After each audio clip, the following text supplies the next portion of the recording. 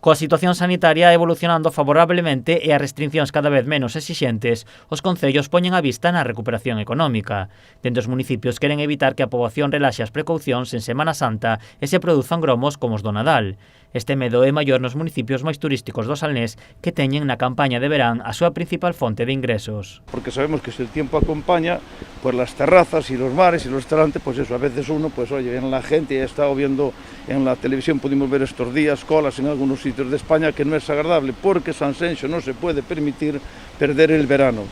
Yo creo que vamos a tener un buen verano si las cosas siguen así, con la vacunación y con todo lo que está pasando ahora mismo, que están bajando los casos, y por lo tanto no puede ser la Semana Santa ni el puente de San José un impedimento para ese verano, tiene que ser unha oportunidade. Para evitar o incumprimento das normas, a vila incrementará os controis policiais. Nosotros vamos a reforzar con la policía local para estar muy vigilantes y haciendo cumplir las normas a aquellas personas que no son responsables, porque eso perjudica a la gran mayoría que sí son responsables, y por unos cuantos minoritarios no podemos hacerle daño a Sanxenxo, ni daño a las personas, que es lo más importante.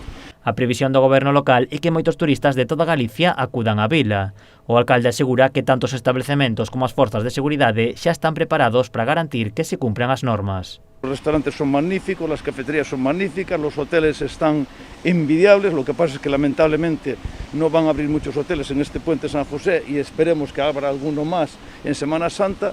¿Por qué? Porque aunque no pueda venir gente del resto de España, es verdad que Sanxenxo es un lugar de acogida para muchos gallegos, de Lugo, de Ourense, de Santiago, de La Coruña, de Vigo, de Pontevedra, etcétera, etcétera, etcétera, que no se me enfade quien no nombre, pero es verdad. Entonces sabemos que va a haber muchísima gente, si el tiempo acompaña mucha más, y tenemos que estar eso, por vigilantes atentos, recibirlos bien, pero hacer cumplir las normas, que es lo que nos toca a los que estamos gobernando. A seguridade non é a única preocupación do goberno local.